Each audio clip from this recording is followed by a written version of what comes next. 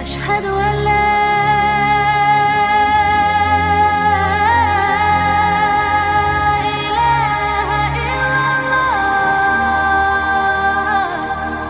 Kenapa para nabi takut akan keluar Dajjal? Apa fitnahnya? Kemudian bagaimana meninggalnya? Dan apakah dia termasuk alamat kiamat kecil ataukah besar? Maka 1 jam lebih ke depan insyaAllah kita terangkan secara ringkas, karena juga waktu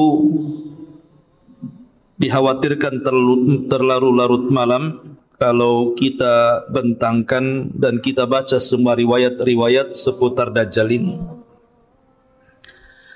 Ma'asyiral muslimin yang dimuliakan Allah Subhanahu wa taala. Kita tahu bahwa dalam sebuah hadis tidak ada satupun fitnah yang lebih besar melebihi fitnah Dajjal. Fitnah itu bermacam-macam. Harta bisa jadi fitnah. Kekuasaan bisa jadi fitnah. Keluarga bisa menjadi fitnah. Bahkan peperangan juga termasuk fitnah. Tetapi fitnah-fitnah itu kecil dibandingkan fitnah Dajjal ini.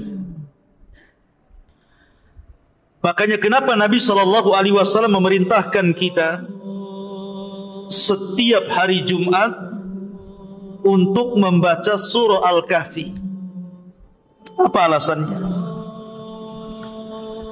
Surah Al-Kahfi itu terkandung 4 fitnah yang diceritakan. Pertama, fitnah agama ketika cerita tentang Ashabul Kahfi, anak-anak muda yang kemudian tanpa ada kesepakatan satu dengan yang lain, tiba-tiba mereka berjumpa dalam sebuah gua demi menyelamatkan agama mereka. Yang kedua, fitnah harta. Karena dalam surah Al-Kahfi itu ada kisah tentang sahibul jannataini, pemilik 2 kebun yang terfitnah dengan harta. Kemudian yang ketiga, fitnah ilmu. Ketika bercerita tentang Nabi Musa yang belajar kepada Khidir. Musa terfitnah dengan ilmu. Ketika ditanya, wahai Musa, adakah orang yang lebih alim dari kamu? Musa mengatakan tidak ada, dan dia lupa mengucapkan insyaallah. Akhirnya dia disuruh untuk belajar kepada Khidir, padahal Khidir lebih rendah dibandingkan Musa. Kemudian yang keempat, fitnah kekuasaan. Ketika bicara tentang Dzulqarnain, dan itu kisahnya ada dalam surah Al-Kahfi. Berarti kisah-kisah dalam surah Al-Kahfi itu bicara tentang fitnah agama, fitnah harta, fitnah ilmu, dan fitnah kekuasaan. 4-empatnya ada pada Dajjal. Ini 4 fitnah ini semua ada pada Dajjal. Pertama, fitnah agama. Dajjal akan memfitnah agama kita. Ketika dia datang kepada Al-A'rab, orang-orang Arab Badui, kemudian mengatakan kepada mereka, maukah kuhidupkan ibu bapa kalian? Tapi syaratnya engkau harus mengakui aku adalah Rabb kalian. Maka tiba-tiba Dajjal pun kemudian menghidupkan ibu bapa mereka. Tiba-tiba ibu bapa mereka mengatakan kepada anak-anaknya, ya bunai, wahai anakku, ikutilah orang ini, maksudnya Dajjal. Fa innahu rabbukum, karena dia Rabb kalian. Akhirnya orang-orang Arab Badui pun menyembah Dajjal, terfitnah agamanya. Lihat. Yang kedua, fitnah harta. Karena kemunculan Dajjal itu sebelumnya terjadi kekeringan yang luar biasa. Tahun pertama tidak ada hujan sepertiga langit, dan Allah juga tidak menumbuhkan tumbuh-tumbuhan sepertiga bumi. Tahun kedua Allah Subhanahu wa taala menahan 2/3 langit, maka Allah tahan juga 2/3 bumi untuk tidak tumbuh-tumbuhan. Kemudian tahun yang terakhir, yang ketiga, seluruh langit Allah tahan, sehingga semua bumi Allah tahan untuk tidak tumbuh-tumbuhan. Mulailah banyak kelaparan, banyak hewan-hewan ternak mati. Disinilah Dajjal datang kepada orang-orang yang sedang kelaparan itu dengan membawa satu gunung roti. Siapa yang ingin mendapatkan makanan, terhindar dari kelaparan, tanahnya kembali disuburkan, kemudian ternak-ternaknya kembali digemukkan, maka harus mengakui Dajjal Tuhan. Dia terfitnah dengan harta. Akhirnya hanya karena menerima pemberian Dajjal, mereka pun akhirnya mengakui Dajjal lah Tuhan. Terfitnah dengan harta. Kemudian yang ketiga, terfitnah dengan kekuasaan. Sebagaimana Dzulqarnain menguasai dunia, kemudian juga Sulaiman menguasai dunia, maka Dajjal juga sama. Tidak ada satupun bumi kecuali diinjak Dajjal. Walaupun waktunya hanya 40 hari, satu hari seperti setahun, satu hari bagaikan satu bulan, satu hari seolah-olah satu Jumat, satu minggu, dan hari-hari berikutnya sama dengan hari-hari kalian. Selama 40 hari ini tidak ada satupun tanah kecuali diinjak Dajjal. Dan Dajjal sampai ke daerah kutub yang satu harinya sama dengan setahun, sampai ke daerah kutub yang satu harinya sama dengan sebulan, sampai ke daerah kutub yang satu harinya sampai dengan satu minggu. Dan Dajjal lebih banyak tinggal di hari-hari yang normal seperti hari-hari yang kita jalani. Tidak ada satupun tempat Dajjal berhasil menguasai bumi. Dia berkuasa terhadap bumi ini, kecuali Mekah dan Madinah dan Masjidil Aqsa serta Masjid Tur. Ini 4 tempat tidak mungkin dimasuki Dajjal. Mekah dan Masjidil Haram, Madinah dan Masjid Nabawi, Masjidil Aqsa dan Masjid Tur, markasnya kaum muslimin, tempat bersembunyinya Imam Mahdi dan kaum muslimin dari kepungan Dajjal. Masjid Tur. Ya. Tetapi selain 4 tempat ini semua diinjak Dajjal. Termasuk ke Batam, termasuk ke Batam. Termasuk ke Tiban, termasuk ke Tiban. Termasuk ke Bengkong sana. Mana lagi? Ya. Semua akan diinjak Dajjal, dan ini fitnah kekuasaan. Kemudian yang keempat, fitnah ilmu. Karena kalau orang itu menghadapi Dajjal dan tidak punya ilmu, maka dipastikan dia akan menjadi pengikut Dajjal. Dipastikan orang-orang jahil akan mengikuti Dajjal. Makanya Nabi SAW bersabda gimana? Kata Nabi SAW, seandainya Dajjal keluar, kata Rasul, in yakhrujud Dajjal wa ana fikum fa ana hajijuhu dunakum. Kalau seandainya Dajjal keluar kepada kalian dan aku masih hidup, kata Rasulullah, aku yang akan membunuhnya.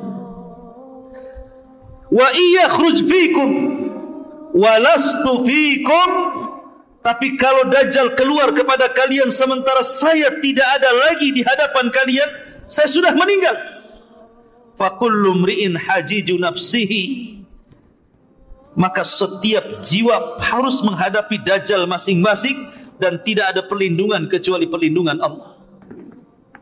Karena tidak ada yang bisa mengalahkan dajjal kecuali seorang nabi. Ada perang lagi di sini. Perang. Ya. Jadi di sini dajjal oleh Nabi SAW diancam, kalau dajjal itu keluar sementara aku hidup, aku yang akan membunuhnya, aku yang akan menghadapinya. Dari sini kata para ulama, tidak ada yang bisa menghadapi dajjal kecuali memiliki dua perkara. Satu, iman. Yang kedua, ilmu. Iman dan ilmu harus ada. Makanya Nabi SAW mengatakan, kalau dajjal hidup, aku yang akan menghadapinya kalau sama-sama hidup di zamanku. Karena tidak ada yang kuat imannya, tidak ada yang kuat ilmunya melebihi Rasul SAW. Makanya terkadang heran, ya, terkadang kalau kita bicara dajjal, banyak juga yang komentar macam-macam. Imam Mahdi pasti keluar, tahun sekian pasti dajjal keluar. Pertanyaannya, sudah disiapkan gak imannya? Sudah disiapkan gak ilmunya? Jangan-jangan dajjal keluar, Anda pula orang yang pertama kali berada di belakang dajjal. Dajjal itu bukan seperti Fir'aun. Dajjal itu bukan seperti Namrud. Fir'aun ngaku Tuhan, ngaku Tuhan. Namrud ngaku Tuhan. Bukhtun Nasr ngaku Tuhan. Dzunwas ngaku Tuhan. Tapi empat raja ini walaupun ngaku Tuhan, tidak punya kesaktian. Mereka berani memaksa orang untuk menuhankan hanya karena kekuasaan dan kekuatan pasukan. Kalau tidak mengakui saya Tuhan, kubunuh, itu saja. Tapi tidak punya keanehan. Tidak seperti dajjal, Allah berikan keanehan. Walaupun sama-sama tidak memiliki rububiyah Allah Azza wa Jal, tapi Allah mengizinkan kepada dajjal seolah-olah memiliki keanehan-keanehan dari rububiyah Allah Subhanahu wa ta'ala. Dan Allah menghendaki seperti itu karena sebuah hikmah yang Allah kehendaki. Dari situlah para nabi takut dengan fitnah dajjal ini. Bahkan tidak ada satupun nabi yang menginginkan dajjal itu keluar pada kaum mereka masing-masing. Tidak ada yang mau para nabi itu. Jangan sampai dajjal hidup di zaman Nabi Nuh, kata Nuh. Jangan sampai dajjal keluar di zaman Nabi Musa, kata Musa. Semua para nabi takut kalau dajjal itu muncul di zaman mereka. Dari situlah maka Nabi SAW bersabda dalam sebuah hadis, kata Nabi SAW, "Ma min nabiyyin illa hadzara qaumahu min fitnatil masihid dajjal." Tidak ada satupun nabi sejak zaman Nuh alaihi salatu wassalam sampai Nabi SAW kecuali semua memperingatkan umatnya akan bahaya dajjal. Para nabi takut. Kalau boleh dajjal itu jangan muncul pada kaum mereka, karena itu akan membahayakan akidah umat-umat mereka. Karena digambarkan oleh Nabi SAW setelah meninggalnya Rasulullah, kemudian umat ini semakin jauh. Kata Nabi SAW dalam hadis Anas bin Malik radhiyallahu an, "Walladzi nafsi biyadihi, demi zat yang jiwaku berada di tangannya, la ya'ti zamanun illa walladzi ba'dahu syarru minhu." Tidak ada sebuah zaman yang datang kecuali setelahnya pasti lebih buruk daripada sebelumnya. Dan ketika umat semakin buruk, ketika umat jauh daripada Al-Quran, umat jauh daripada sunnah Rasulullah, Kemudian umat sudah tidak menyebut-nyebut Dajjal lagi. Kata Nabi SAW, la yakhrujud Dajjal hatta yadhhaban nas an dhikrihi wa hatta tatrukal a'immatu dhikrahu alal manabir. Tidak mungkin Dajjal muncul, Dajjal keluar, kecuali ketika manusia sudah mulai melupakan siapa Dajjal. Ketika para ulama sudah mulai tidak membicarakan Dajjal di mimbar-mimbar mereka. Kata Nabi SAW, la yakhrujud Dajjal. Tidak mungkin Dajjal keluar sampai betul-betul dilupakan manusia. Orang sudah tidak kenal Dajjal, tidak pernah diceritakan, tidak pernah didongengkan bagaimana bahayanya, bagaimana cara menghadapinya. Orang sudah tidak kenal. Karena Dajjal itu tidak keluar kecuali ala khiffatin minad dini wa qillatin minal ilmi. Dajjal tidak mungkin keluar kecuali ketika manusia mulai meremehkan agama dan mulai meremehkan ilmu. Orang kalau sudah tidak peduli dengan agama, orang kalau sudah tidak peduli lagi dengan ilmu, jarang hadir di majelis ilmu, kemudian berangan-angan Dajjal pasti keluar. Kalau pendapat saya harus keluar di tahun 2024 nih. Seolah-olah dia bisa menghadapi Dajjal. Di majelis ilmu saja jarang hadir, ngaji pakai YouTube. Syekh Google, Syekh YouTube. Ya. Kalau Anda ingin menghadapi Dajjal, hadir di majelis ilmu. Bukan hanya semangat saja.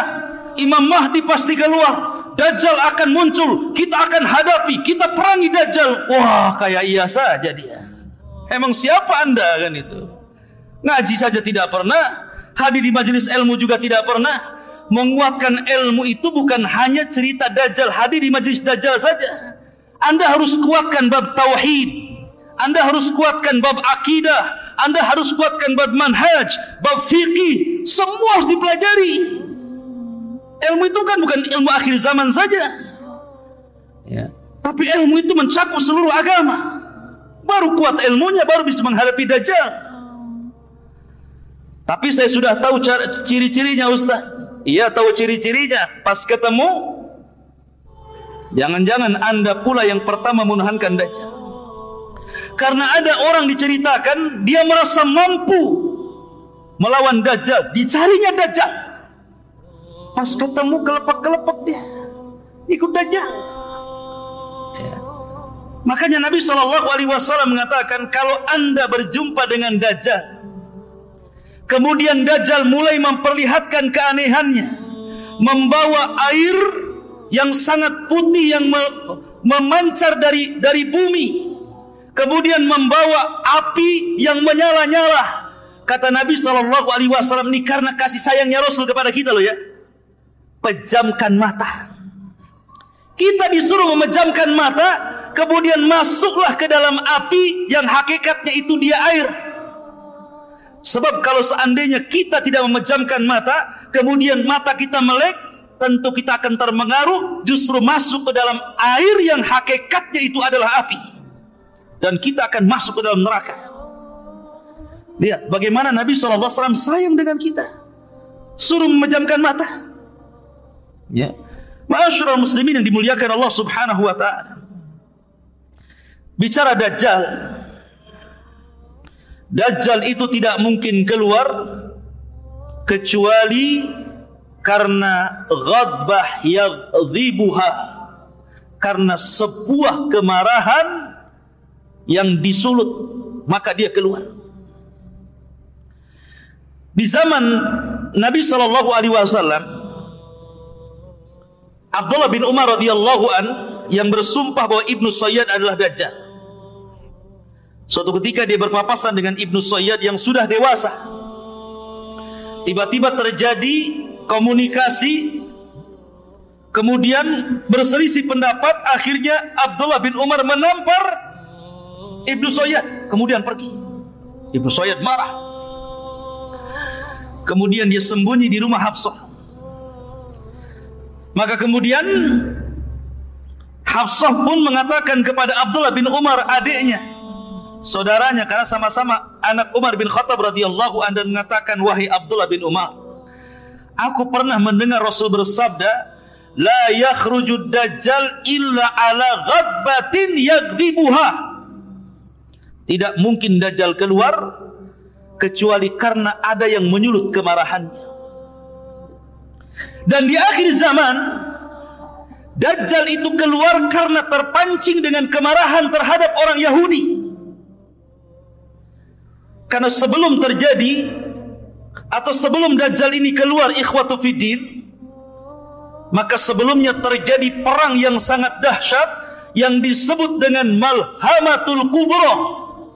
Perang yang luar biasa antara pasukan kaum muslimin melawan orang-orang Nasrani yang disebut dengan Malhamatul Kubra. Kenapa Malhamah? Kenapa Kubra? Malhamah itu diambil dari kata lahmun, artinya daging. Daging yang berhamburan. Karena sebagian ulama mengatakan bahwa perang itu akan terjadi kembali ke zaman Rasul. Kembali ke pedang, kembali ke panah, kembali ke tombak, kembali ke kuda, ke unta, ke baju besi, dan yang lainnya. Sehingga setiap sabetan-sabetan pedang itu akan melemparkan daging-daging yang kena sabetan ke langit. Maka disebut Malhamah Kubro, yang sangat besar, artinya perang yang maha dahsyat. Ya. Masyarul muslimin yang dimuliakan, padahal sebelumnya antara kaum muslimin dengan orang Nasrani ini berdamai untuk memerangi musuh-musuh di belakang mereka. Tapi kemudian setelah musuh itu dikalahkan, tiba-tiba orang Nasrani, mereka berkhianat, kemudian mengatakan ghalabas salib, ghalabas salib. Salib telah menang, salib telah menang. Maka marah orang Islam dan mengatakan balillah ghalab, Allah yang menang, bukan salib yang menang. Maka dibunuhlah orang Nasrani itu. Terjadi kekacauan, tidak terima, akhirnya berhadap-hadapan, terjadilah siap peperangan yang sangat dahsyat. Itulah Armageddon, atau dalam bahasa kita Malhamatul Kubra. Lah orang-orang Yahudi itu bersembunyi di Palestina sana. Mereka tidak bersuara dan tidak mengibarkan bendera. Akhirnya kemudian Muslim berperang melawan Nasrani, dan orang Islam berhasil menyerang orang-orang Nasrani sampai ke jantung kota Eropa sana. Sampai dimenangkan kaum muslimin. Sampai dijelaskan bahwa ketika peperangan ini dimenangkan, kaum muslimin meletakkan senjata-senjata mereka di pohon zaitun. Maka melihat orang Yahudi ketakutan, Dajjal marah. Dan tidaklah Dajjal keluar kecuali bi ghadbatin yaghdhibuha, karena kemarahan yang disulut orang-orang Yahudi. Marah Dajjal kepada orang Yahudi, kenapa kamu diam saja, gitu bahasanya. Maka bangkitlah Dajjal. Dari mana Dajjal? Dalam hadis yang sahih, keluar dari Khurasan. Di mana Khurasan? Di Asfahan. Di mana Asfahan? Di Iran. Di situ sudah ditunggu di kampung Yahudi 70.000 pasukan orang-orang Yahudi Asfahan, lengkap dengan atribut Yahudi di kepalanya. Alaihim toyalis, kata Rasulullah. Maka Dajjal pun keluar antara Irak dan Syam. Mulai dia membuat fitnah. Syekh Utsaimin rahimahullahu ta'ala menyebutkan dalam kitab Syarhul Mumti, Dajjal ini awal keluarnya tidak langsung aku Tuhan. Dia pura-pura jadi orang baik, pura-pura jadi ahli ibadah, pura-pura ngaku Muslim, supaya bisa mendekati orang-orang. Lama-lama ngaku Nabi. Maka orang-orang pun kemudian menjauhi Dajjal ini. Karena orang-orang Islam Mereka sangat yakin tidak ada nabi, la nabiyya ba'di, tidak ada nabi sepeninggal Rasul sallallahu alaihi wasallam. Ketika tidak laku ngaku nabi, maka Dajjal mulai mengaku Tuhan. Ketika dia mulai mengaku Tuhan, itulah mulai nampak ciri-ciri fisik Dajjal yang disabdakan Nabi sallallahu alaihi wasallam. Apa ciri fisiknya?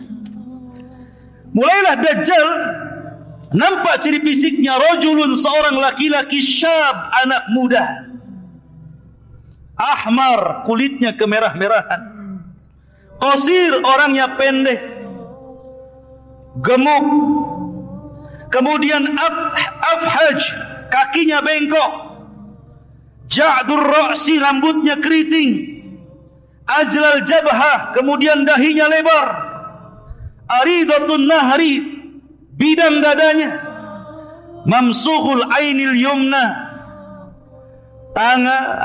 sebagian matanya buta sebelah, dan yang melihat seperti buah anggur yang menonjol ke depan, sangat aib, nampak tidak baik, tidak memiliki muka yang buruk Dajjal itu. Kemudian di antara kedua matanya tertulis kafara, yaqra'uha katib au ghaira katib, qari au ghaira qari, bisa dibaca oleh orang yang bisa nulis ataupun tidak bisa menulis, oleh orang yang bisa baca ataupun yang tidak bisa baca, akan tertera kafir di sini. Bukan non muslimnya, kafir. Kemudian setelah itu Dajjal tidak mungkin punya keturunan, akim la yulad. Dan Dajjal memiliki kendaraan khimar yang sangat besar. Yang khimar ini bisa berkeliling dunia seperti hujan yang dihempas angin, sehingga mudah untuk kesana dan kemari. Dan diikuti 70.000 area Yahudi Asfahan. Lihat ikhwan, kira-kira tampang yang seperti ini ganteng apa jelek itu? Tampang yang seperti ini gagah atau tidak gagah? Tidak gagah. Jalannya saja bengkok kakinya. Tapi bukan berarti kalau ada orang yang bengkok kakinya, awas Dajjal. Ya. Kemudian matanya cuma satu. Kemudian kriwal. Kemudian tertulis kafir dan nggak bisa dihapus. Ya. Ma'asyiral muslimin yang dimuliakan, lihat, bentuk Dajjal itu jelek. Bentuk Dajjal itu jelek. Tetapi masalahnya bukan itu. Karena Allah Subhanahu wa taala sudah memberikan keanehan-keanehan kepada Dajjal. Dia mampu melakukan apa-apa yang tidak bisa dilakukan manusia. Manusia biasa, tukang sihir sekalipun tidak bisa. Karena dia pakarnya di atas tukang-tukang sihir. Ya. Dia rajanya tukang sihir. Bagaimana tidak bisa ikhwatu fiddin, dunia ngikut Dajjal, bukan Dajjal ngikut dunia. Kata Dajjal, hei bumi, keluarkan pembendaharaanmu. Langsung keluar emas, keluar perak, keluar jamrud, keluar perhiasan macam-macam. Ya. Kalau Dajjal mengatakan kepada langit, hujan kamu, maka langit hujan. Kalau dia mengatakan kepadamu, tumbuh kamu, tumbuh. Mau buah apa? Mangga, duren, pisang, apa? Sebutkan. Gimana orang-orang tidak terpikat dengan Dajjal? Walaupun jelek kayak gitu, ya orang-orang tertariklah dengan Dajjal. Maaf ya, apalagi ibu-ibu, itu suka kali sama Dajjal itu. Ya. Kenapa coba yang banyak nanti di akhir zaman para pengikut Dajjal itu ibu-ibu? Karena kesenangan ibu-ibu itu berbeda dengan kesenangan bapak-bapak. Bapak-bapak itu senangnya cuma satu, perempuan. Makanya kalau dia gabung di grup cerita poligami saja. Tapi kalau ibu-ibu grupnya itu isinya gambar tas, gambar baju, gambar gelang. Ya kan Bu ya? Jarang bilang cerita bapak poligami, jarang. Marah yang ada. Ya. Artinya kesenangan ibu-ibu itu kepada harta lebih, makanya terfitnah dengan harta. Apapun yang dimau ibu-ibu sama Dajjal, mau apa? Mau tas? Merek apa? Semua dikasih. Sehingga karena kejahilannya, karena ta'assubnya, karena mengikuti hawa nafsu dan perasaannya, sehingga para wanita akan lebih banyak menjadi pengikut Dajjal dibandingkan laki-laki. Sampai karena takutnya bapak-bapak kepada ibu, pulang dia. Dicarinya anak perempuannya, dicarinya ibunya, dicarinya saudarinya, dicarinya bibinya, dirantai. Jangan sampai berjumpa dengan Dajjal. Sampai dirantai. Tapi jangan dirantai dari sekarang ya. Ya. Nanti kalau keluar Dajjal. Ma'asyiral muslimin yang dimuliakan Allah Azza wa Jalla. Tapi di sini ikhwatu fiddin, dengan melihat fisik Dajjal yang jelek itu, Dajjal ini mengaku Tuhan dan diberikan keanehan yang luar biasa. Anehnya, dia tidak bisa menghapus kafir di dahinya. Dia bisa mengatakan kepada langit, hujan kamu, hujan. Bumi tumbuh, tumbuh. Keluar kamu pendaraan bumi, keluar. Setiap datang ke sebuah desa, kalau mereka mau beriman kepada Dajjal, disuburkan, ternaknya digemukkan, kemudian makannya dicukupkan, semua kaya. Tapi dia tidak sanggup menghapus kalimat kafir. Dia tidak bisa menyembuhkan matanya. Dia tidak bisa menyembuhkan kedua kakinya yang bengkok. Dia tidak bisa merubah fisiknya supaya menjadi ganteng, supaya menjadi cantik. Tidak bisa. Kenapa coba? Untuk menunjukkan bahwa tidak ada yang sempurna kecuali Allah. Untuk menunjukkan bahwa tidak ada yang paling sempurna kecuali Allah. Dan itu menunjukkan akan keagungan dan kebesaran Allah Subhanahu wa ta'ala. Sehebat apapun makhluk, sesakti apapun makhluk, seluar biasa apapun makhluk, tidak bisa menandingi kekuasaan Allah, kemuliaan Allah, keagungan Allah. Maka siapa yang ingin mengagungkan Allah, lihat kekurangan makhluk. Lihat kekurangan makhluk. Kalau anda ingin mengagungkan Allah, lihat kekurangan makhluk. Baik makhluk itu orang baik, ataukah makhluk itu orang jahat. Saya contohkan. Nabi SAW baik atau jahat? Baik. Tapi Nabi SAW ketika perang Uhud, gigi gerhamnya pecah, berdarah. Kemudian serpihan helm perangnya nancap di pipinya dalam, sampai yang mencabut sahabat dengan giginya rompong. Ada bekas lukanya Rasulullah. Kenapa Rasul terluka? Kenapa gigi Rasul sampai pecah? Untuk menunjukkan bahwa sekalipun dia Nabi, sekalipun dia Rasul, sekalipun diberikan mukjizat, tetap saja ada kekurangannya di situ. Karena tidak ada yang sempurna kecuali Allah Subhanahu wa ta'ala. Makanya Dajjal itu sangat jelek. Sesakti apapun tidak bisa menghapus kafir di dahinya. Tidak bisa meluruskan kakinya yang bengkok. Tidak bisa kemudian mengobati matanya. Untuk menunjukkan bahwa dia adalah makhluk. Dan di sana ada Khaliq Subhanahu wa ta'ala. Ma'asyiral muslimin yang dimuliakan Allah Subhanahu wa ta'ala. Imam Nawawi rahimahullahu ta'ala ketika menjelaskan kalimat kafara di dalam di dalam jidatnya Dajjal itu kafara gitu ya. Apa kata beliau? Sesungguhnya itu alamat dhahir yang tidak bisa dihapus. Sengaja Allah Subhanahu wa ta'ala tampakkan itu, di mana seorang muslim akan sanggup membaca apa yang ada di jidat Dajjal itu. Baik dia bisa menulis atau tidak, baik dia bisa membaca atau tidak. Tapi orang-orang munafik, orang-orang ahli maksiat, apalagi orang-orang kafir, seolah-olah mereka tidak diperlihatkan kalimat kafir.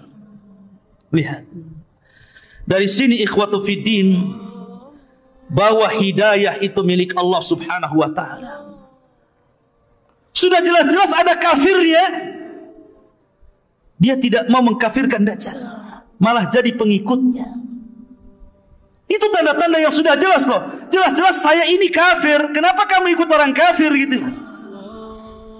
Tapi sekali lagi, hidayah milik Allah. Kalau Allah hendak memberikan hidayah, maka tidak ada yang bisa menyesatkannya. Tapi kalau Allah hendak menyesatkan, tidak ada yang sanggup memberikan hidayah. Perhatikan firman Allah Subhanahu wa ta'ala, ikhwan. Allah Subhanahu wa ta'ala berfirman ketika bicara tentang kinayah seorang nabi di dalam Al-Quranul Karim.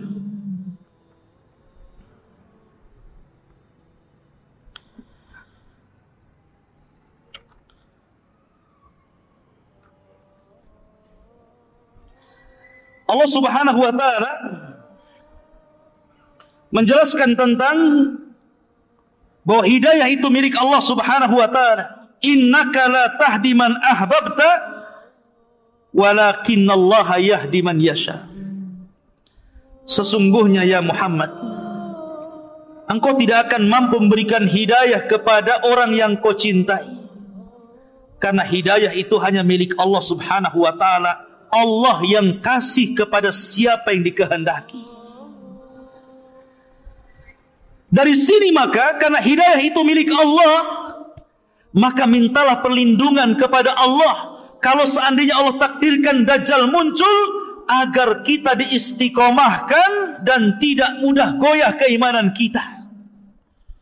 Karena Allah Subhanahu wa ta'ala itu mudah membolak-balikan hati orang. Pagi dia beriman, sore dia kafir. Sore dia beriman, pagi sudah kafir. Ma'asyiral muslimin, ini fitnah yang luar biasa. Baik, kita akan urut. Ma'asyiral muslimin yang dimuliakan Allah Subhanahu wa ta'ala. Siapa para pengikut Dajjal?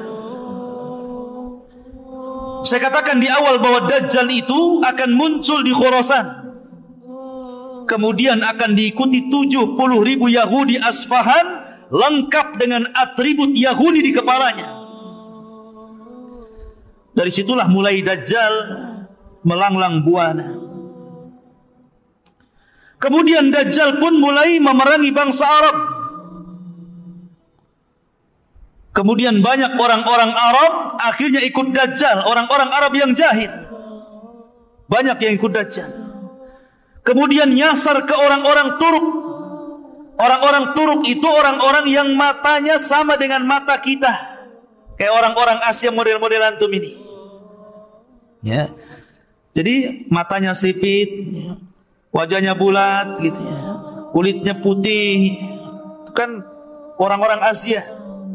Orang-orang Turk. Kemudian juga orang-orang asing, bukan orang Arab. Kayak kita ini orang asing, bukan orang Arab. Orang asing akan banyak menjadi pengikut Dajjal. Orang-orang Turk banyak akan mengikut Dajjal, termasuk juga para wanita. Saya katakan dari tadi, para wanita akan banyak dan sangat banyak mengikuti Dajjal. Termasuk juga adalah orang-orang yang memang dari hatinya sudah penuh dengan kemunafikan dan kekafiran. Maka mereka akan jadi para pengikut Dajjal. Dajjal ini ikhwatu fiddin kemudian selama perjalanannya 40 hari ini akan membuat fitnah di sana dan di sini. Sebagaimana tadi yang sudah saya ceritakan, dia lewat ke sebuah perkampungan kemudian mengajak beriman. Kalau kampung itu beriman, maka Dajjal menjanjikan tanahnya subur, ternaknya gemuk, kekayaannya ditambah, dan mereka tidak akan kelaparan dan mereka akan dikayakan. Tapi kalau tidak mau beriman, ditinggalkan Dajjal, tiba-tiba kering kelontang tanahnya, hilang makanannya, mati tumbuh-tumbuhannya, mati binatang-binatangnya, kelaparan. Begitulah Dajjal. Ya. Seolah-olah di tangannya sorga dan neraka, seolah-olah di tangannya air dan api. Padahal itu adalah sihir yang ditampakkan syaitan. Ma'asyiral muslimin, sampai akhirnya Dajjal berusaha untuk masuk ke dalam Mekah. Tetapi Dajjal tidak bisa masuk, karena di Mekah itu dipagari oleh para malaikat dengan pedang yang terhunus. Maka Dajjal harus melawan malaikat dan pasti akan kalah. Makanya Dajjal kemudian tidak bisa masuk ke Makkah dan Masjidil Haram. Akhirnya bergerak ke Madinah. Rupanya di Madinah sama. Madinah itu tanah haram, dikelilingi Dajjal. Sehingga Dajjal hanya naik ke atas bukit dan hanya melihat dari bukit itu kepada Masjid Nabawi. Kemudian Dajjal mengatakan, hadza qasru Abyad, hadza qasru Ahmad. Inilah istana putih, inilah istana Ahmad. Maksudnya Masjid Nabawi, istananya Nabi SAW. Subhanallah. Apa yang dikatakan Dajjal, bahwa inilah qasru Abyad, ini istana putih. Lihat Masjid Nabawi ini kalau di malam hari, cahaya yang memancar itu warna putih itu. Persis seperti sabda Rasul, kinayah dari perkataan Dajjal. Ya. Karena Dajjal tidak bisa masuk Madinah, geram dia. Kemudian dia hentakkan kakinya 3 kali, maka dengan hentakan kaki Dajjal itu, tiba-tiba gempa bumi Madinah itu salasa rajafat, 3 kali gempa. Bergegar bumi. Maka orang-orang munafik ketakutan, takut mati di dalam kota, takut terkubur dengan tanah. Akhirnya orang-orang fasik, orang-orang munafik keluar dari Madinah, dan mereka menjadi para pengikut Dajjal. Kecuali orang-orang yang betul-betul kuat manhajnya dan akidahnya, kuat iman dan ilmunya, mereka tetap di dalam. Maka ini disebut sebagai gempa khallas, Rajafatul Khallas, artinya gempa yang memisahkan orang mukmin dan munafik. Pisahkan orang-orang munafik itu, dikeluarkan. Lah di tengah-tengah Dajjal sedang berbaris dengan pasukannya, tiba-tiba dari arah kota Madinah keluar anak muda. Anak muda ini tidak dikenal siapa dia. Kenapa muncul prediksi bahwa dia sudah lahir? Kemudian anak ini warnanya putih, kulitnya putih, dan dia mengatakan bahwa saya orang yang kelak akan dibunuh Dajjal. Khurafat. Tidak ada hadis yang mengatakan seperti itu. Ya. Bagaimana diprediksi anak itu bisa dikatakan anak muda yang akan dibunuh Dajjal, sementara hadis Rasul tidak menceritakan rumahnya di mana, siapa bapaknya, dari desa mana dia. Tidak ada. Hanya seorang laki-laki dari Madinah keluar. Anak muda yang kuat imannya, kuat ilmunya, kemudian mengarah kepada pasukan Dajjal, hampir dibunuh pasukan Dajjal. Tapi kata pasukan Dajjal, jangan dibunuh. Bukankah Tuhan kita melarang untuk membunuh orang? Biarkan dia yang membunuhnya. Maka kemudian mereka pun barisan terpencar. Anak muda ini jalan sampai betul-betul berjumpa dengan Dajjal. Ketika berhadap-hadapan dengan Dajjal, maka Dajjal mengatakan, atashhadu anni ilahun, maukah kau bersaksi saya ini Tuhan? Maka anak muda ini mengatakan, tidaklah menambah kepadaku kecuali pengetahuan engkau ini Dajjalun kadzab alladhi akhbarani Rasulullah, yang telah dihabarkan Rasul kepada. Akhirnya Dajjal marah. Dajjal mengambil senjata, kemudian dibelah anak muda ini tepat tengah-tengahnya, belah jadi 2. Kemudian Dajjal berjalan di pertengahannya itu.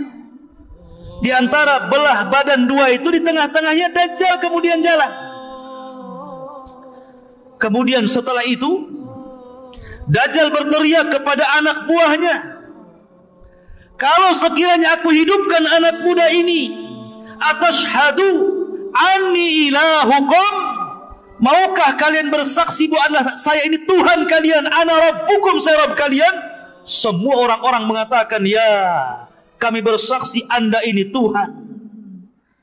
Maka oleh Dajjal pun dihidupkan anak muda itu yang sudah terbelah dua itu, berceceran darah ke sana kemari, tiba-tiba dihidupkan kembali. Ilmu apa itu? Rawa rontek. Bukan rawa rontek, ini di atasnya rawa rontek lagi ini. Ya. Ini ilmunya Dajjal, ilmu sihir. Ketika anak muda ini dihidupkan, kata Dajjal, sudah tahu kesaktianku? Maukah kau akui aku adalah Tuhan?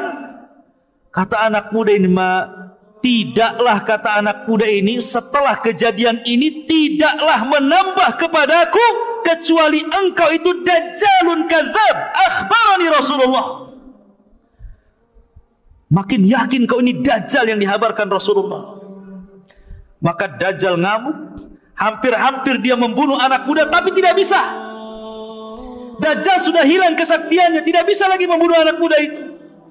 Akhirnya karena takut aibnya, padahal sebenarnya anak muda ini sudah bicara dengan orang-orang, jangan percaya dia, kejadian itu hanya satu kali, tidak mungkin diulang lagi.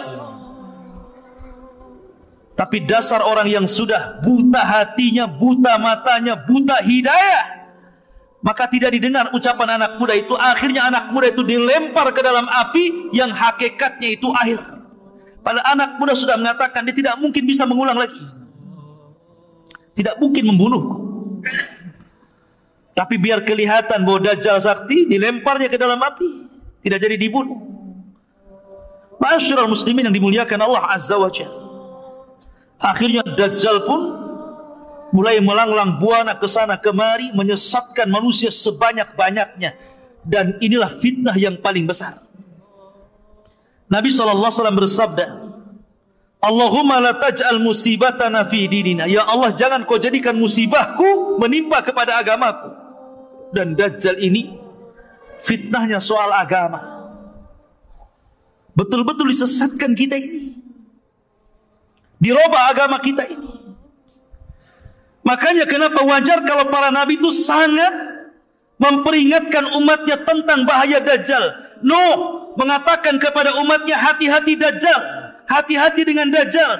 Nabi Syuaib mengatakan kepada umatnya, hati-hati dengan Dajjal.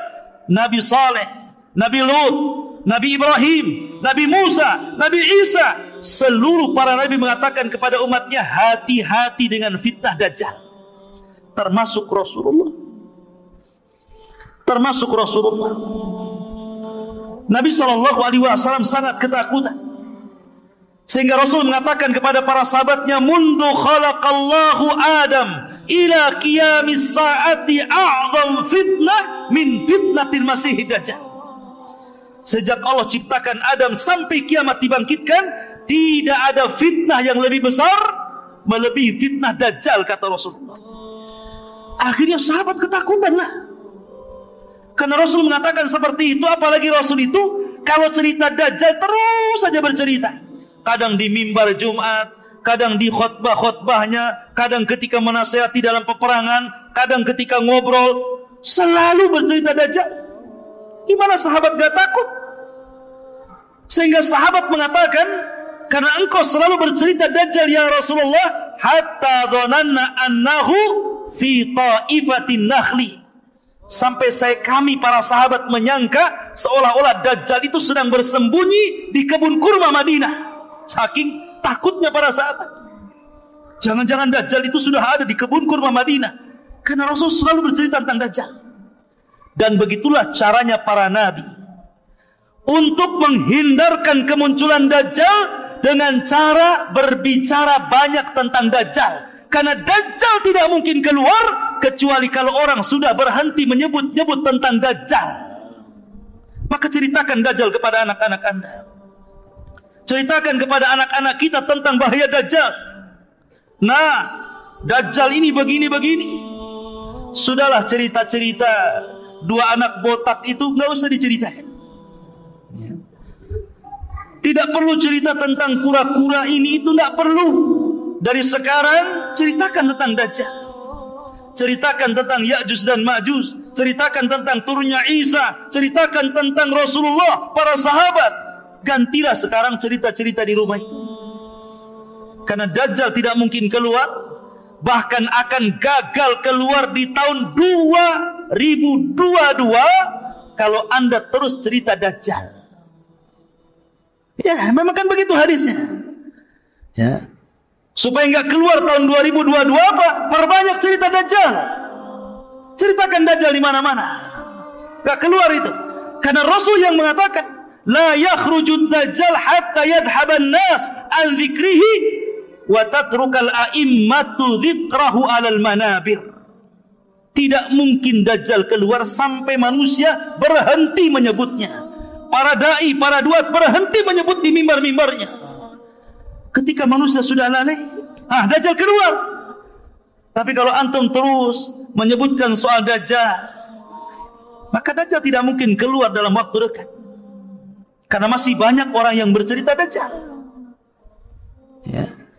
Ma'asyiral muslimin yang dimuliakan Allah Subhanahu wa taala. Dajjal ini sudah ada. Dan sudah ada di sebuah tempat. Tempatnya di mana? Allahu a'lam. Sekali lagi, kalau sudah dikatakan tempat, Allahu a'lam. Jangan diprediksi.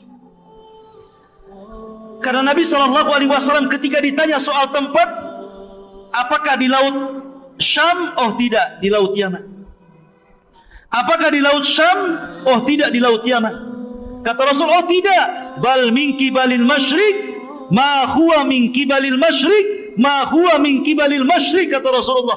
Oh bukan laut Syam, bukan laut Yaman, tapi sebelah timur, sebelah timur, sebelah timur. Tanpa menyebut di mana pulaunya. Pokoknya sebelah timur. Karena hadis yang ada, hadis yang sahih, sekali lagi, Dajjal akan keluar pertama kali di mana? Di negeri yang banyak orang Syiahnya, Iran, Khurasan, dan akan terbunuh di negeri yang banyak Yahudinya, Babil Lud, dekat Baitul Maqdis, bertepatan dengan Israel. Ya. Ma'asyiral muslimin yang dimuliakan Allah Azza wa Jalla. Ada hadis yang sangat bagus kalau cerita tentang Dajjal. Hadis Tamim Ibn Aus Ad-Dari. Tamim Ibn Aus Ad-Dari ini, ikhwatu fiddin, adalah seorang sahabat. Dulunya Nasrani, kemudian masuk Islam. Tamim Ad-Dari ini ahli ibadah, termasuk ahli ibadah Palestina. Bahkan terkadang satu malam dia sholat hanya membaca satu ayat diulang-ulang sampai subuh. Dan dia menangis. Dialah yang menerangi masjid Rasulullah. Dia pula yang membuatkan mimbar Rasul sallallahu alaihi wasallam. Tamim Ibn Aus Ad-Dari, orang yang sangat dihormati Umar ibn Khattab karena punya karamah yang zahirah, yang nampak. Jadi ada kisah demikian. Kenapa Umar sangat menghargai Tamim Ibn Aus Ad-Dari? Jadi ketika Abu Bakar memerangi Musailamah Al-Kadzab, si Nabi KW, Nabi palsu, maka terjadilah peperangan di Yamamah. Banyak orang-orang yang hafal Quran meninggal dunia. Dan Musailamah berhasil dibunuh oleh Wahsy, budaknya Hindun. Kemudian orang-orang yang selamat dari orang-orang kafir bersembunyi. Salah satunya saudara Musailamah, namanya Harmalah Hanafi. Masih ada saudara dengan Musailamah Al-Kadzab. Bersembunyi dia. Ketika Abu Bakar meninggal dunia, khalifah kemudian naik Umar ibn Khattab radhiyallahu an. Datang Harmalah kepada Umar ingin masuk Islam. Kemudian dia mengatakan, ya Umar, inni taib qabla an taqdiru alayya. Ya Umar, saya bertobat kepada Allah. Saya ingin masuk Islam sebelum kau tangkap aku. Takut kalau sebelum ditangkap dia tidak bertobat, bisa dipenggal tuh. Maka dia mengatakan, saya tobat sebelum kau tangkap aku, katanya. Kata Umar ibn Khattab, kalau engkau ingin bertobat, ingin belajar agama, pergi sana ke Palestina. Di sana ada Sayyidul Muslimin, pemimpinnya orang Muslim, Tamim Ibn Aus Ad-Dari, ada di sana. Dan ingat, Tamim bin Aus Ad-Dari ini punya kebiasaan, suka memukul orang di samping kanan dan di samping kiri. Bukan dipukul keras-keras, tidak. Ya, ditepak gitu saja. Tepak gitu. Kemudian ditarik tangannya, ayo makan di rumah. Selalu seperti itu. Siapapun yang duduk di samping kiri Tamim ibn Aus Ad-Dari, dia kebagian makan di rumahnya. Itu kebiasaannya, ngajak makan. Coba antum buat kayak gitu, biar saya bisa duduk di samping antum. Ya kan? Jadi kebiasaan Tamim ngajak makan, Masya Allah. Ya, baiknya Tamim ibn Aus Ad-Dari ini. Jadi suatu ketika terjadi kebakaran hebat di Hurrah, satu tempat. Api membumbung di mana-mana, kebakaran hebat. Datanglah Umar ibn Khattab kepada Tamim ibn Aus Ad-Dari dan mengatakan, ya Tamim, engkau harus menyelesaikan kebakaran itu. Ya. Akhirnya kata Tamim, ma'ana ya Amirul Mu'minin, siapa saya wahai Amirul Mu'minin harus menyelesaikan kebakaran? Ya. Kata Umar ibn Khattab, sudah, kau harus menyelesaikannya. Berangkatlah Umar ibn Khattab, Harmalah dan Tamim ibn Aus Ad-Dari. Sampai di tempat kebakaran, maka dia berdoa kepada Allah Azza wa Jalla, kemudian dikebaskan tangannya, padam semua apinya. Karamah, ikhwan. Karamah namanya. Ya. Kalau antum sampai 100 gini tetap ini nggak akan mati. Ya. Kecuali bawa mobil damkar, baru mati. Ya. Ini karamah Tamim bin Aus Ad-Dari. Ya. Lah, hebatnya di antara keutamaan Tamim bin Aus Ad-Dari ini, tidak ada sepanjang sejarah Rasul mengambil cerita dari sahabat kemudian diceritakan kembali ke sahabat, kecuali ceritanya Tamim ibn Aus Ad-Dari tentang Dajjal. Karena ceritanya Tamim persis seperti cerita Dajjal yang selalu Rasul ceritakan kepada para sahabatnya. Makanya Rasul SAW mengambil cerita Tamim kemudian diceritakan kepada para sahabatnya. Dan tidak pernah ada cerita sahabat diambil Rasulullah. Biasanya Rasul yang bercerita diambil sahabat. Ini cerita sahabat diambil Rasulullah, disampaikan kepada sahabat yang lainnya. Dan itu salah satu keutamaan Tamim bin Aus Ad-Dari. Suatu ketika, hadis ini dikeluarkan Imam Muslim dari hadis Fatimah ibn Qais. Kata Fatimah ibn Qais, aku mendengar ada seorang yang menyuruhkan as-salatul jami'ah. Kalau ada seruan as-salatul jami'ah, berarti ada sesuatu yang penting yang harus hadir di masjid.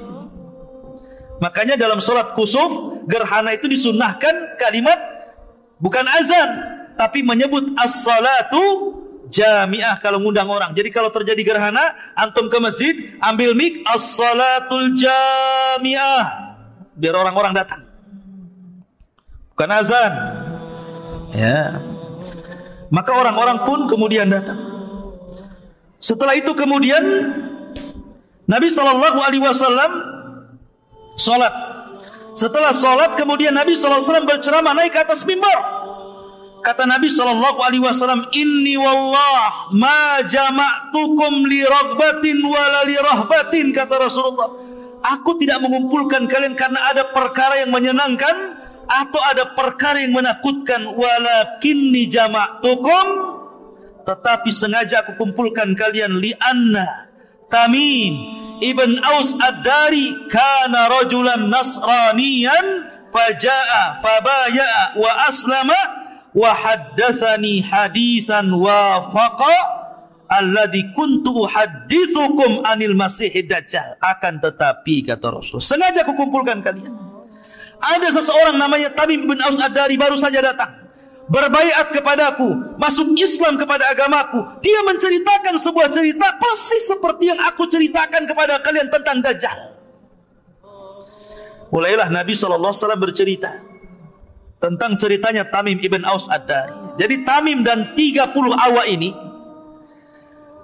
hendak melakukan perjalanan perniagaan, mau dagang. Rupanya di tengah lautan datang ombak sangat besar, menggulung kapalnya. Dipermainkan ombak sehingga kapalnya akhirnya terhempas sedikit demi sedikit, entah berentah ada di pulau mana. Tiba-tiba berhari-hari ada yang mengatakan syahron 1 bulan, diombang-ambing tak kemana. Akhirnya tiba-tiba Tamim bin Aus Ad-Dari terdampar di sebuah pulau setelah 1 bulan dipermainkan ombak. Bayangkan 1 bulan dipermainkan ombak. Ya. Bahkan mereka sudah membuang semua isi perahu biar enteng, biar tidak berat, sehingga mereka mengalami kebangkrutan. Ma'asyiral muslimin, setelah itu sampailah di sebuah jazirah, sebuah pulau apa? Yang jelas bukan Pulau Socotra. Wallahu a'lam. Entah berantah, pokoknya pulau, selesai. Hadisnya bilang pulau. Ya. Kemudian setelah itu mereka dikejutkan dengan binatang yang tidak jelas mana kubul mana dubur, berbulu dari atas sampai ke bawah.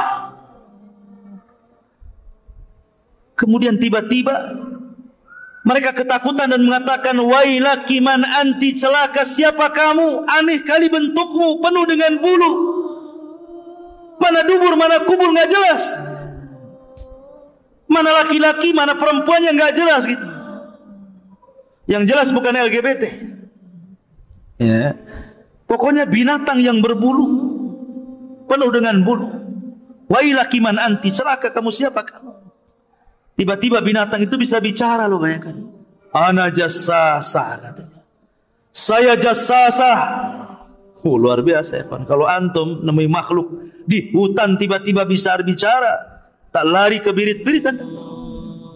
Ya.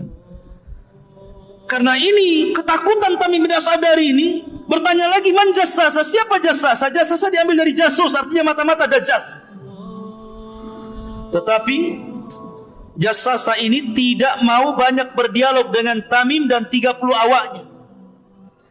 Dia hanya mengatakan, intaliqu, pergilah kalian. Intaliqu, pergilah kalian. Ila hadar rajul alladhi fid dairi fa inna ila khabarikum bil ashwaq. Apa kata binatang ini? Sudah, kalian pergi saja ke sana. Di sana ada tempat ibadah, dair, tempat ibadah yang sudah lama, sudah ditinggalkan penghuninya. Di situ ada laki-laki yang sudah lama merindukan kalian. Kaget dia, kenal pun tidak, tiba-tiba dibilang merindukan kedatangan kalian. Akhirnya karena ketakutan dan penasaran, masuk juga ke dalam hutan. Rupanya ada tempat ibadah besar kayak masjid gini, tempat ibadah umat Islami. Kalau dair itu tempat ibadah Nasrani, gereja lah gitu. Dalam hutan, tiba-tiba ada orang yang sangat besar dan dirantai kaki dan tangannya dan tengkuknya. Kemudian setelah berjumpa, mulailah kemudian di sini terjadi dialog. Orang ini mengatakan, Tamim ibn Aus Ad-Dari dan orang-orang yang dibawanya, wailaki man anti, wailaki man anti, celaka kamu siapa kamu? Qala qad qadartum ala khabari, sungguh kalian sebentar lagi akan tahu siapa aku, katanya. Jawabannya enak. Siapa kamu? Sebentar lagi kamu akan tahu siapa aku, katanya. Menakutkan jawabannya. Mulailah dia bertanya tentang, pertama, nakhlun bil baisan, kebun kurma yang ada di Palestina. Semua ini pertanyaan soal Palestina. Kebun kurma di Baisan, kemudian danau Tiberias, kemudian mata air Zughar. Ini ditanyakan, apakah kebun kurmanya masih berbuah? Apakah danaunya masih berair? Apakah mata airnya masih penuh dengan air dan dipakai pertanian? Maka kata Tamim ibn Aus Ad-Dari, kurmanya masih banyak dan itu kurma terbaik di Arab. Airnya masih penuh, mata airnya masih lancar. Kata Dajjal, sebentar lagi kurmanya akan habis, tidak akan ada panen lagi. sebentar lagi danaunya akan kering dan tidak ada air lagi. Sebentar lagi mata air itu tidak mungkin memancarkan lagi dan orang akan terjadi kekeringan. Kemudian kata Dajjal, setelah beliau menanyakan 3 perkara, kemudian mulai bertanya tentang kemunculan Rasul sallallahu alaihi wasallam.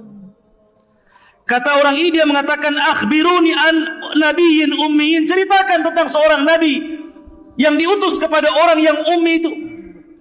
Hal dhahar, apakah sudah tampak? Maka kata Tamim ibn Aus Ad-Dariyah, dia sudah tampak. Dia seorang nabi yang asalnya Mekah, kemudian hijrah ke Yathrib. Kata Dajjal, gimana perbuatan kaumnya, apakah memerangi atau tidak? Ya, memeranginya. Terus bagaimana menurut kalian tentang orang-orang yang ada di Yathrib? Apakah ikut memeranginya? Tidak, mereka adalah orang-orang yang baik, yang mengikuti dan taat kepada Nabi tersebut. Kata Dajjal, sungguh mereka benar. Sungguh mereka benar. Maka Dajjal mengatakan kepada Tamim dan para pengikutnya, ikutilah Nabi itu, fa innahu alal haq, dia di atas kebenaran. Dajjal nyuruh ngikuti Nabi, ya. Fa innahu alal haq, dia di atas kebenaran. Maka akhirnya Dajjal mengatakan, sebentar lagi aku sudah akan diizinkan Allah untuk keluar, dan tidak ada satupun tapak di bumi ini melainkan aku injak kecuali Mekah dan Madinah dan Thayyibah. Madinah disebut Thayyibah, kata Dajjal. Kemudian Dajjal mengatakan, aku tidak bisa masuk ke 2 tempat tersebut karena ada malaikat yang menjaganya. Ketika Tamim menceritakan sampai di situ, Rasul mengambil tongkat, kemudian memukul-mukul dan mengatakan, hadihi Thayyibah, hadihi Thayyibah, inilah Madinah, inilah Madinah. Dengan bangganya, Dajjal tidak akan masuk di situ. Kemudian Nabi SAW mengatakan, sungguh aku sangat takjub dengan cerita Tamim. Sesungguhnya ceritanya sama dengan apa yang aku ceritakan kepada kalian. Dan sesungguhnya Dajjal itu innahu min bahri Syam, innahu min bahril Yaman. Oh, Dajjal itu ada di laut Syam. Oh bukan, ada di laut Yaman. La bal hiya min kibalil masyriq, ma huwa min kibalil masyriq, ma huwa min kibalil masyriq, ma huwa wa aw'ama biyadihi ilal masyriq. Oh bukan, bukan laut Yaman, bukan laut Syam, tapi Dajjal itu sebelah timur. Dajjal itu sebelah timur. Dajjal itu sebelah timur. Dan dia mengisyaratkan dengan tangannya sebelah timur. Maka Dajjal tidak tahu di mana tempatnya, tapi dari hadis Tamim ibn Aus Ad-Dari bahwa Dajjal itu ada dan sudah muncul. Adapun hadis Nabi SAW bahwa tidak ada satupun jiwa yang hidup melebihi 100 tahun di zamanku, pasti dia sudah mati. Maka hadis ini umum dan hadis Dajjal itu khusus. Maka Dajjal, pengecualian dari hadis ini termasuk juga iblis. Tidak bisa mati kan iblis itu, sejak zaman dulu sampai kiamat baru mati. Maka Dajjal juga sama diberikan usia panjang, ya. Lah ikhwatu fiddin, karena Dajjal itu dikabarkan oleh Rasul sudah ada dan sangat menakutkan fitnahnya, sehingga para sahabat menyangka bahwa Dajjal itu ada di kebun kurma Madinah. Sampai-sampai ketika ada kabar tentang anak kecil namanya Ibnu Sayyad atau Saf, itu mirip dengan Dajjal ciri-cirinya, sampai mereka khawatir, Dajjal sudah keluar. Padahal Ibnu Sayyad masih kecil, anak belum balik. Tapi Nabi SAW dia berusaha untuk mencari-cari kabarnya. Apakah Ibnu Sayyad ini Dajjal kecil yang akan menjadi Dajjal besar kemudian yang akan keluar di akhir zaman? Maka dia mencoba untuk mencari-cari kabarnya. Di bawahnya Umar, di bawahnya Abu Bakar. Kemudian dilihat-lihat, rupanya Ibnu Sayyad ini anak kecil yang suka membawa kabar, kadang benar, kadang dusta, kadang hayal, kadang hakikat. Pokoknya dia punya ilmu dukun istilahnya. Kemudian Nabi mengetes dia, ya Ibnu Sayyad, inni khaba'tu laka khib'an. Hei Ibnu Sayyad, dia masih kecil Ibnu Sayyad ini, belum balik. Diajak dialog oleh Nabi SAW, kayak betul aja. Hei Ibnu Sayyad, di dada saya, kata Rasulullah, saya menyembunyikan beberapa kalimat. Ketika itu Rasul menyebutkan tentang surah Ad-Dukhan, fartaqib yauma ta'tis sama' bidukhanin mubin. Kata Ibnu Sayyad, duh, dia tidak bisa menyebut dukhan. Maka Rasul mengatakan, ikhsha falan ta'dua qadra. Celaka engkau tidak bisa melewati takdirmu. Ada yang mengatakan bahwa karena Ibnu Sayyid ini masih kecil, kemudian pelat ngomongnya, dia tidak bisa menyebut dukhan, namanya masih kecil. Tapi ada juga yang mengatakan memang dia tidak bisa menyebut dukhan karena tidak mungkin dicampur adukan wahyu Allah dengan perkataan tukang sihir. Dia tidak bisa menyebut dukhan. Tapi dari situ ada sahabat yang bersumpah, ini Ibnu Sayyid ini nampaknya dajjal. Kok dia bisa menerka apa yang di hati Rasulullah? Maka Umar bersumpah dia dajjal, Abu Sa'id Al-Khudri bersumpah dia dajjal, Abdullah bin Umar bersumpah dia dajjal, Hafsah bersumpah dengan dia dajjal. Tapi Rasul tidak ikut-ikut bersumpah. Kenapa? Karena belum turun wahyu yang menjelaskan secara detail Ibnu Sayyid ini dajjal atau bukan dajjal. Masih nunggu wahyu. Sampai akhirnya Rasul punya siasat dengan Abu Bakar dan Umar, ingin mendatangi Ibnu Sayyid secara tiba-tiba, biar tahu Ibnu Sayyid dajjal atau bukan dajjal. Akhirnya datang secara tiba-tiba, rupanya ada ibunya. Tahu pula tuh Rasulullah SAW mendekati Ibnu Sayyid, kata ibunya, ya Saf, ataka Muhammadun, hei Saf, hati-hati tuh ada Muhammad datang kepadamu. Ketika Saf melirik, ternyata ada Rasulullah, lari dia bersembunyi di belakang punggung ibunya. Kata Nabi SAW, lau tarakathu ummuhu latabayyana amruhu. Kalau seandainya ibunya meninggalkan Ibnu Sayyid ini, tentu makin jelas apakah dia dajjal atau bukan dajjal. Tapi pendapat yang kuat, dia bukan dajjal yang akan keluar di akhir zaman. Iya, dia dajjal, tapi dajjal kecil. Dia seorang penyihir, dia seorang dukun, tapi dia bukan dajjal yang akan keluar di akhir zaman. Dalil yang paling kuat bahwa dia adalah bukan dajjal, karena Ibnu Sayyid itu tinggal di kota Madinah, sementara dajjal tidak mungkin masuk Madinah. Ibnu Sayyid masuk Islam, sementara dajjal kafir, tertulis kafarah. Dajjal tidak mungkin haji, sementara dia haji. Dajjal tidak punya anak, akim la yulad, dia banyak anaknya. Yang jadi masalah, dajjal itu yang paling kuat dalilnya adalah tidak bisa masuk kota Madinah dan kota Mekah, dan dia tinggal di Madinah dan haji ke Mekah. Tapi ada masalah lain. Ada hadis Nabi SAW bahwa Nabi SAW pernah bermimpi. Dalam hadis yang sahih itu, Rasul bermimpi. Mimpinya Rasul itu sedang tawaf. Rasul sedang tawaf. Rupanya di tengah-tengah tawaf dia melihat seorang laki-laki yang sedang memegang bahu sebelah kanan dan kiri, kemudian rambutnya basah, kemudian orangnya cakep, ganteng. Kemudian Rasul bertanya, siapa orang itu? Maka orang-orang menyebutnya, dialah Al-Masih Ibnu Maryam. Tiba-tiba Nabi SAW melihat yang lain pula di belakangnya, sama sedang menggandeng orang, tangannya sedang, yang satunya ke orang sebelah sini, yang satunya orangnya ke sebelah sini. Orangnya keriting, matanya buta sebelah, kemudian kakinya bengkok, berjalan tidak lurus. Kata Rasulullah, siapa di belakang Ibnu Maryam itu? Maka kemudian orang-orang mengatakan, dialah Dajjal. Bagaimana mungkin Rasul bermimpi Dajjal sedang ada di tengah-tengah Ka'bah, di Masjidil Haram? Bukankah dia tidak akan masuk Madinah, sementara mimpi para nabi itu hak, tidak mungkin dusta? Ini yang jadi iskal. Maka dijawab oleh para ulama tentang hadis ini, karena hadis ini sahih. Maka para ulama mengatakan dan menjawab tentang hadis ini bahwa tidak semua mimpi para nabi itu dibawa kepada hakikat dohirnya.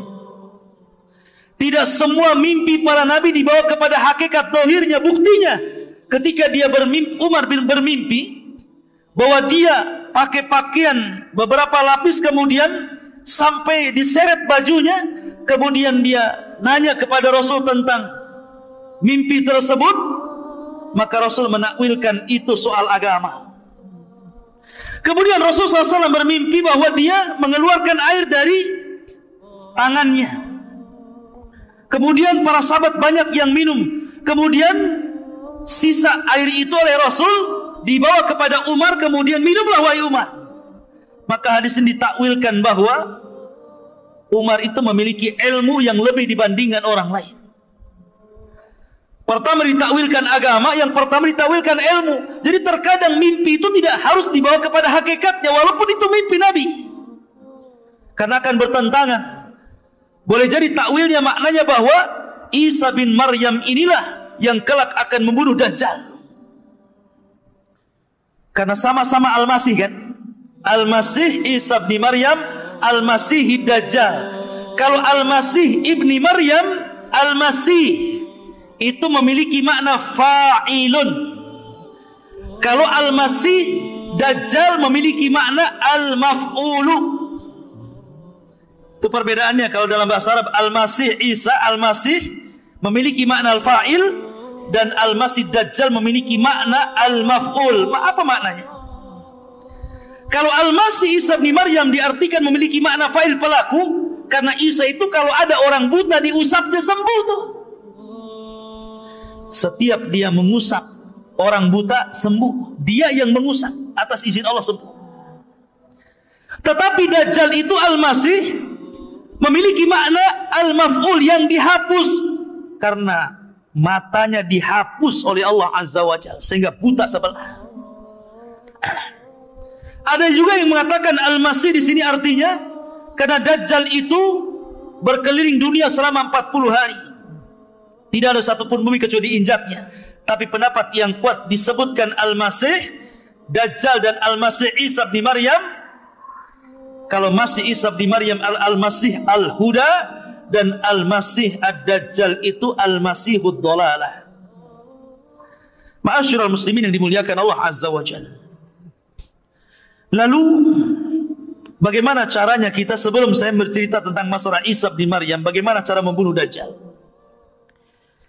Ada beberapa hal yang ingin saya sampaikan kepada antum terkait dengan bagaimana caranya kita ini terhindar dari fitnah Dajjal. Pertama, tadi saya sudah sebutkan, perbanyak menyebut Dajjal di mimbar-mimbar. Jangan bosan hadir di kajian tentang akhir zaman. Ya, kajian akhir zaman. Seperti bercerita tentang Dajjal. Tapi tentu sesuai dengan hadis dan Al-Quran dan pemahaman para ulama yang sahih, bukan dengan prediksi, karena ini perkara gaib ya. Sibukkan dengan, nggak apa-apa ngaji di akhir zaman. Banyak ustaz-ustaz kita yang lurus akidahnya menceritakan tentang akhir zaman. Pelajari tentang Dajjal, pelajari tentang turunnya Isa, pelajari tentang Ya'juj dan Ma'juj gitu. Karena selama masih ada yang menyebutkan Dajjal di mimbar-mimbar, maka Dajjal tidak mungkin keluar. Dan jangan bermimpi hidup ketika Dajjal muncul, ikhwan. Jangan bermimpi, jangan bercita-cita ingin hidup ketika Dajjal keluar. Biar saya hidup dengan Imam Mahdi, saya akan lawan Dajjal. Nanti ketemu Dajjal, kelepek-kelepek Anda. Jadi pengikutnya, paling depan lagi. Yang kedua, perbanyak isti'adzah. Makanya Imam Ibnu Hazm rahimahullah ta'ala dalam kitabnya Al-Muhalla sampai mengatakan termasuk rukun daripada rukun-rukun salat membaca 4 perlindungan sebelum salam. Berlindung dari fitnah jahannam, berlindung dari fitnah kubur, berlindung dari fitnah buruknya kehidupan dan kematian, berlindung dari fitnah Dajjal. Kata Imam Ibnu Hazm, membaca 4 perlindungan ini rukun dari rukun-rukun salat. Kalau tidak dibaca tidak sah salatnya. Tapi ini pendapat dohiri, pendapat Ibnu Hazm, pendapat yang benar. tidak sampai rukun, hanya sunnah saja. Ya kan? Mustahab. Kalaupun tidak dibaca sah salatnya. Tapi menunjukkan bahwa sampai al-Zahiri, yang dalam hal ini Al-Imam Ibnu Hazm sampai mengatakan saking pentingnya berlindung dengan Dajjal sampai berpendapat rukun dibaca sebelum salam. Kalau tidak sah salatnya. Sampai seperti itu. Saking bahayanya Dajjal itu. Maka jangan pernah lewatkan. Walaupun pendapat yang benar tidak rukun. Kemudian yang ketiga, membaca permulaan 10 ayat surah Al-Kahfi atau membaca 10 ayat akhir surah Al-Kahfi. Kalau bisa dua-duanya, baca 10 awal, baca 10 akhir, lebih bagus lagi baca semua. Baca semua. Karena tadi saya sudah katakan, kenapa surat ini sangat luar biasa untuk membentengi Anda untuk menghadapi fitnah Dajjal. Karena Dajjal membawa 4 fitnah. Fitnah agama, fitnah harta, fitnah kekuasaan, fitnah dengan ilmu. Dan dalam ayat surah Al-Kahfi ada cerita tentang 4 fitnah itu. Cerita Ashabul Kahfi, cerita Dzulqarnain, cerita Musa dengan Khadir, dan cerita tentang Ashabul Jannataini. Cerita Ashabul Kahfi fitnah agama, cerita Dzulqarnain fitnah kekuasaan, cerita Ashabul Jannataini cerita harta, fitnah harta, dan fitnah ilmu ketika cerita Musa dengan Khadir. Dan 4-empatnya ada pada Dajjal. Maka kalau hari Jumat baca surah Al-Kahfi. Kemudian perkuat iman dan ilmu. Sering hadir di majelis ilmu.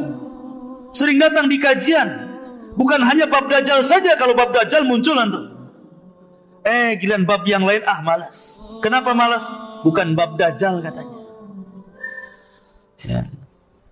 Kok semangat? Iya, karena temanya bagus. Tema akhir zaman. Kalau tema awal waktu kayaknya enggak. Ini akhir zaman.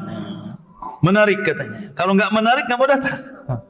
Seolah-olah iman itu kalau bicara tentang akhir zaman itu baru naik kan gitu. Tidak. Iman itu dibentuk dari pondasi. Belajar dari akidah dari dasar dulu. Jangan main loncat. Ya kan? Dajjal ini kan bagian daripada satu di antara bab-bab akidah. Lihatlah Syarhus Sunnah karya Imam Barbahari, lihat Ushulus Sunnah karya Imam Ahmad, lihat Ushulus Sunnah lil Humaidi, Ushulus Sunnah miliknya Ibnu Zamanin, As-Sunnah li Al-Lalikai. Paling bab Dajjal itu bagian daripada satu fakrah dari akidah Ahlussunnah wal Jamaah. Satu poin dari sekian banyak poin yang harus dipelajari dari akidah-akidah Ahlussunnah wal Jamaah. Bagaimana mungkin mempelajari satu poin Anda akan kuat akidahnya, sementara akidah Ahlussunnah itu banyak. Makanya belajar. Ya. Mulai dari kecil sampai besar. Ambil taksilnya. Ya.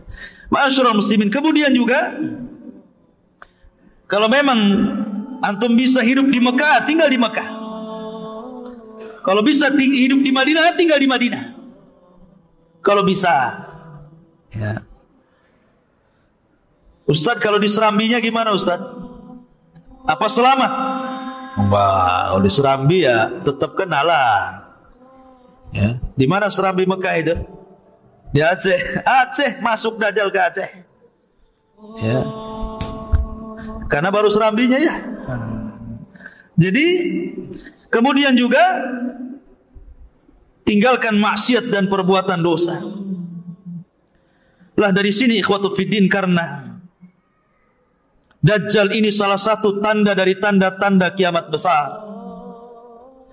Dan kalau kita cerita kiamat, maka kiamat itu dimutlakan kepada 3 perkara. Kematian, kemudian hancurnya alam semesta, dan kebangkitan. Kalau disebut kiamat, maka itu terdapat kepada 3 perkara ini. Jangan hanya takut kepada kiamat yang kedua. Asyik sibuk cerita tentang kiamat yang kedua. Sebentar lagi Imam Mahdi keluar, sebentar lagi Dajjal akan keluar. Kita siap-siap. Dia lupa di sana ada kiamat. Sebelum kiamat itu namanya kiamat kematian. Karena kalau diitlakan kalimat kiamat ada 3. Satu, kiamat kematian setiap manusia. Idza mata ahadukum qamat qiyamatuhu. kalau meninggal salah seorang di antara kalian, tegak kiamatnya. Ini harus persiapan. Bagaimana caranya? Al-kayyisu man dana nafsa wa amila lima ba'dal maut. Orang yang cerdas menghadapi kematian itu orang yang selalu introspeksi dan mempersiapkan bekal untuk kematian. Yang kedua, kiamat hancurnya alam semesta. Makanya dalam Al-Quran ada namanya suratul kiamah. Itu juga dimutlakkan kepada kiamat. Ini pun harus kita siap-siap. Karena Al-Quran menyebutkan kiamat telah dekat, tapi dekatnya seberapa wallahu alam. Jangan memprediksi dengan sekian tahun. Yang jelas sudah dekat. Kapan? Wallahu alam. Kemudian ada kiamat yang lebih besar. Namanya kiamat kebangkitan. Ini kiamat harus dihadapi betul-betul, karena kita akan menghadapi perjalanan yang sangat melelahkan, sangat panjang, penuh dengan lika-liku. Sampai Abu Hurairah menangis dan mengatakan, bagaimana aku akan mampu melakukan perjalanan itu kalau bekalku sedikit, sementara jalanku sangat panjang. Itu harusnya. Ma'asyiral muslimin yang dimuliakan Allah Azza wa Jalla. Baik, kembali ke awal. Bahwa setelah Dajjal merusak ke sana kemari, dan pasukan Imam Mahdi tidak sanggup mencegah pasukan Dajjal, akhirnya Imam Mahdi pun terpaksa bersembunyi di Bukit Tur. Di Bukit Tur. Bersembunyi karena mereka tidak sanggup melawan Dajjal. Karena Dajjal tidak bisa dilawan. Makanya Umar bin Khattab ketika hendak membunuh Ibnu Sayyad yang disangka Dajjal, apa kata Rasulullah? Ketika Umar mengatakan, ya Rasul, da'ni adrib unuka, Rasul, biarkan ku penggal tu lehernya si Ibnu Sayyad itu, katanya. Kata Rasul, jangan. In yakunhu fala tastati biqatli. Kalau memang dia betul-betul Dajjal, kau tidak akan bisa membunuhnya. Fa illam yakunhu fala hajata biqatli. Kalau dia bukan Dajjal, ngapain kau bunuh, katanya Rasul. Artinya bahwa kalau memang itu Dajjal, kata Rasul, tidak ada yang bisa membunuh kecuali Nabi Isa. Makanya karena ini sudah disabdakan Rasul dan sudah hafal kaum muslimin, makanya mereka pun tidak lanjut untuk melawan Dajjal, walaupun sebelumnya sudah mengalami peperangan yang melelahkan, mengalami kemenangan yang luar biasa, menghadapi pasukan kuat, pasukan besar, pasukan yang mayoritas di akhir zaman.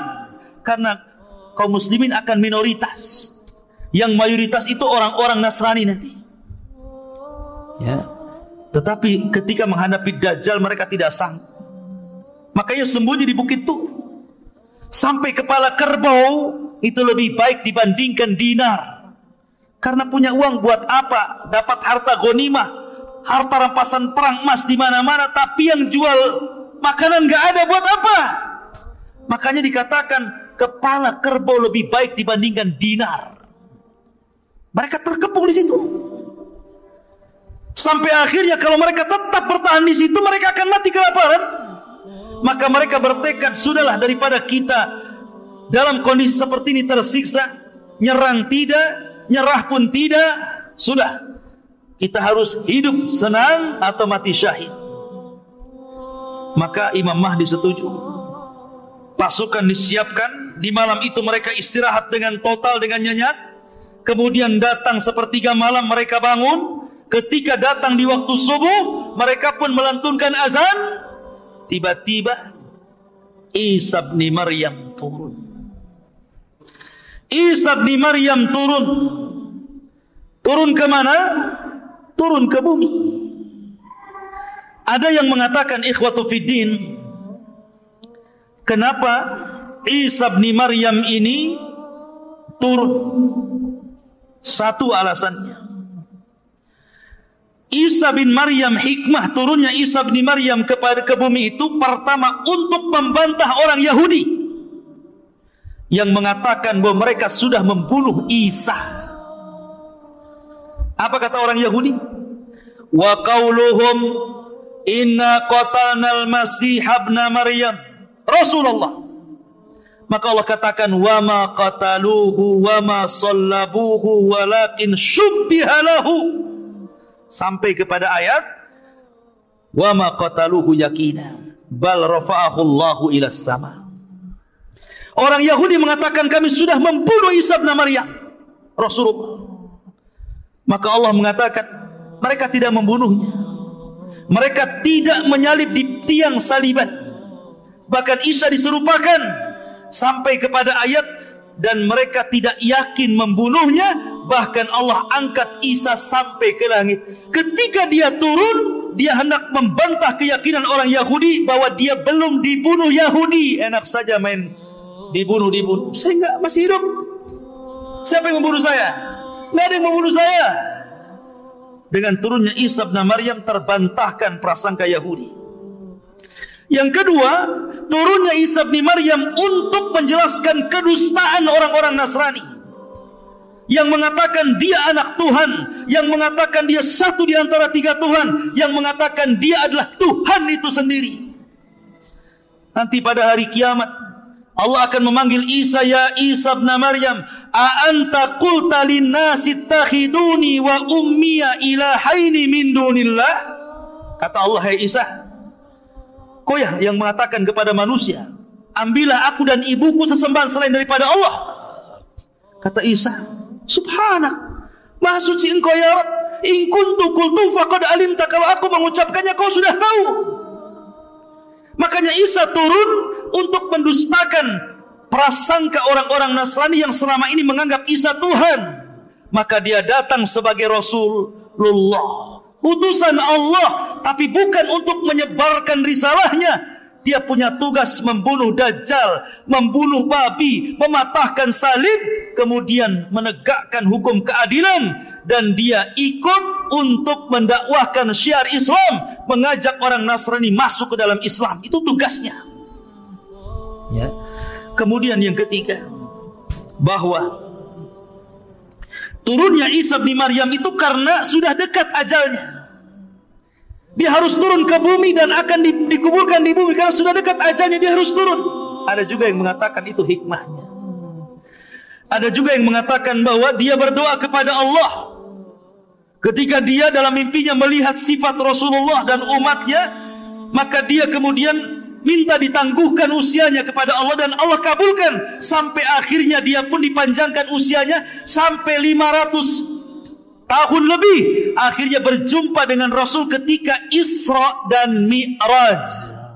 Satu-satunya Nabi yang berjumpa secara ruh dan jasad adalah Nabi Isa di langit. Yang lainnya ruh semua, karena sudah mati. Ya. Kemudian dia pun dijumpakan dengan umatnya, makanya turun dan langsung berjumpa dengan pasukan Al-Mahdi. Ketika itu sudah azan, siap qomat. Tiba-tiba dari langit Isa turun diapit dengan 2 malaikat. Rambutnya basah. Kalau dia kemudian menenggak seperti ini, maka akan airnya itu seolah-olah air itu seperti permata, seperti jamrud, ya, bercahaya. Kalau dia kemudian menonggak ke bawah begini, maka tetesan-tetesan air, dan ingat, dia punya nafas sejauh mata memandang. Isa itu kalau bernapas itu akan sampai ke arah sejauh mata memandang. Kalau sekali tiup, ini anginnya melesat sampai sejauh mata memandang. Siapapun orang kafir yang menghirup nafasnya Isa pasti mati. Ya. Kalau antum, ya makan jengkol dulu lah ya. Ya. Ma'asyiral muslimin yang dimuliakan Allah Azza wa Jalla. Maka Isa pun tuh di mana? Di menara, di sebuah menara yang berwarna putih di Damaskus sana, sebelah timur Damaskus. Menaranya sudah ada. Sampai sekarang sudah ada menara itu, persis seperti yang diwahyukan Rasul sallallahu alaihi wasallam. Yang diwahyukan Allah kepada Rasul sallallahu alaihi wasallam, yang disampaikan kepada kita. Menara itu ada hari ini. Anda tengok aja di Google. Ya. Ma'asyiral muslimin, lah ketika Isa bin Maryam turun, kemudian langsung menemui kaum muslimin yang sedang solat, yang akan solat subuh. Isa bin Maryam mengatakan kepada Imam Mahdi mengatakan kepada Isa, karena langsung kenal. Kenapa Imam Mahdi langsung kenal dia Isa? Karena sudah mendengar hadis-hadis tentang siapa Isa bin Maryam dan ciri-cirinya. Makanya dia mengatakan, taqaddam ya Ruhallah, silahkan maju, kau jadi imam. Tapi Isa mengatakan tidak, likulli qaumin umara, setiap kaum itu ada pemimpinnya, kau saja yang jadi imam. Kenapa alasannya Isa menolak? Isa malah kemudian menjadi makmum dan Imam Mahdi menjadi imam. Bukan berarti Imam Mahdi lebih mulia dibandingkan Isa. Tidak, Isa jauh lebih mulia dibandingkan Imam Mahdi. Dia seorang Rasul, dia seorang Nabi. Dia Nabi yang paling masyhur dari Nabi-Nabi yang akhir dari Nabi-Nabi Bani Israel. Ya. Tapi kenapa dia kemudian tidak mau jadi imam dan jadi makmum? Pertama, karena tidak diturunkan Al-Quran kepada Isa. Isa itu diturunkan Injil. Tidak mungkin imam pakai Injil, pakai Quran lah. Ya kan? Ya. Yang kedua, Isa bin Maryam, kenapa dia tidak mau menjadi imam? Karena tadi takrimatallah ala hadhil ummah, untuk memuliakan umat ini. Biar dia di belakang dan Imam Mahdi jadi imam. Setelah kemudian sholat subuh, semua pasukan berbaris. Ketika pasukan berbaris itulah maka Isa bin Maryam mengusap seluruh wajah-wajah tentara-tentara Al-Mahdi yang khulas, yang terakhir. Sisa itulah tentara-tentara yang ada, yang lainnya gugur dah. Demi Allah ikhwan, tidak ada manusia yang paling bahagia ketika itu kecuali orang-orang yang diusap wajahnya oleh Isa bin Maryam. Kenapa? Karena Isa menyebutkan derajat dan tingkatan mereka di sorga. Isa tidak mengatakan kau akan masuk sorga, tapi Isa menyebutkan tingkatannya di sorga. Kamu tingkatan sekian, sekian, sekian. Dan Allah siapkan khusus untuk para mujahidin fisabilillah 100 tingkatan di sorga. Dan jumlah tingkatan di sorga, kata Syekhul Islam Ibnu Taimiyah, sebanyak dan sejumlah ayat dalam Al-Quran, 6.400 kurang lebih sekian tingkatan. Dan para mujahidin dikhususkan 100 tingkatan. Maka Isa menyebutkan tingkatan-tingkatan kalian di sorga. Maka berbahagialah orang-orang yang diusap Isa bin Maryam. Ketika itu Isa naik ke mimbar kemudian berceramah. Aku berikan kalian 3 pilihan. 1, kalian tidak perlu berperang. Kalian tunggu saja di sini. Saya akan berdoa kepada Allah Subhanahu wa taala agar Allah membangkitkan pasukan yang bukan kalian. Biar pasukan itulah yang akan menghancurkan Dajjal dan bala tentaranya. 2, kalian tidak perlu berperang. Biar aku berdoa kepada Allah agar Allah mengirimkan bencana yang sangat dahsyat, sehingga dengan bencana itu meluluhlantakkan Dajjal dan membunuh Dajjal dan para pengikutnya. 3, atau pilihan yang ketiga, kita perang. Saya pimpin kalian. Saya pimpin kalian dan saya jamin menang. Dan saya akan berdoa kepada Allah agar tangan-tangan pasukan Dajjal tidak sanggup mengayunkan pedangnya sehingga tidak bisa menebas kepala kalian, dan kalian tinggal tebas kepala mereka. Kira-kira yang mana yang enak? Yang nomor 3, tinggal tebas. Pilih yang nomor 3, jihad, perang.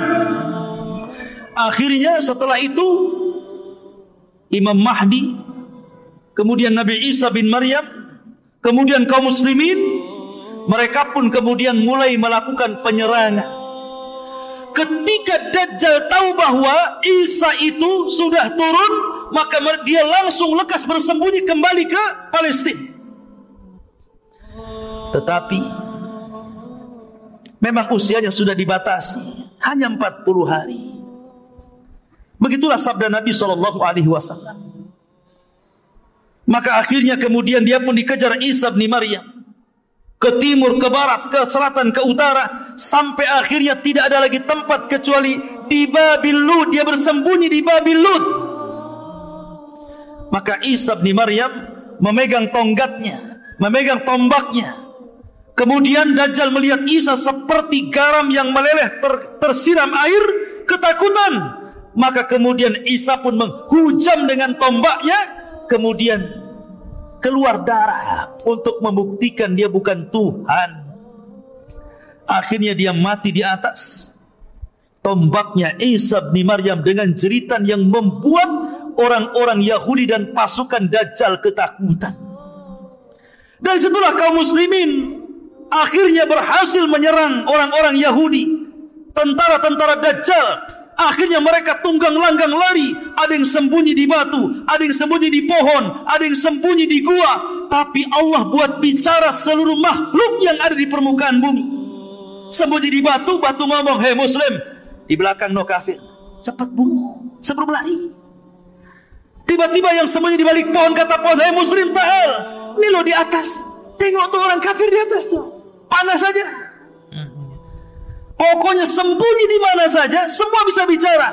Kecuali satu pohon, kata Rasulullah. Pohon itu bisu, tidak mau bicara, malah ikut melindungi orang Yahudi. Namanya pohon Gorkot. Yang konon katanya orang Israel sudah menanam pohon Gorkot ini dan sudah tinggi. Sayangnya tahun berapa saya lupa, pernah kebakaran tuh hutannya. Karena dikirim layang-layang oleh orang Palestina yang taruh apa namanya? Taruh api. Jadi tidak pakai bom, ngirim layang-layang, kasih api, layangnya terbang masuk hutan kebakaran sampai ke Kalimantan. Nggak ada kaitan Israel sana Kalimantan sini. Ya, ma'asyiral muslimin yang dimuliakan Allah Azza wa Jalla. Artinya bahwa hal ini sudah diberitahu oleh Rasulullah. Berarti orang Islam tahu kalau seandainya orang Yahudi itu berada di pohon Gorkot, sehingga mereka bisa mengejar karena sudah ada beritanya kan. Kalau seandainya tidak ada beritanya dia bersembunyi di pohon Gorkot, tentu kita susah untuk mencarinya. Tapi sudah ada wahyu dari Rasulullah SAW, mereka bersembunyi di pohon Gorkot, tinggal cari saja di pohon Gorkot kan. Akhirnya ketika itu banyak yang terbunuh dan tertawan. Yang tertawan ini cuma dua pilihan, masuk Islam atau mati. Cuma dua, Islam, mati. Kalau di zaman Rasul 3, masuk Islam atau bayar upeti. Tetap kamu kafir gak apa-apa, tapi bayar upeti. Hatta yu'tul jizyata an yadi wa hum saghirun. Tetap bayar upeti, tapi kamu harus merendah kepada kaum muslimin. Kemudian yang ketiga, kalau melawan, bunuh. Tapi ketika itu pilihannya cuma dua, masuk Islam atau mati. Dan Allah katakan, wa im min ahlil kitab illa la yu'minanna bihi qabla mautihi. Dan sebagian besar ahli kitab akan masuk ke agama Muhammad sebelum wafatnya Isa bin Maryam.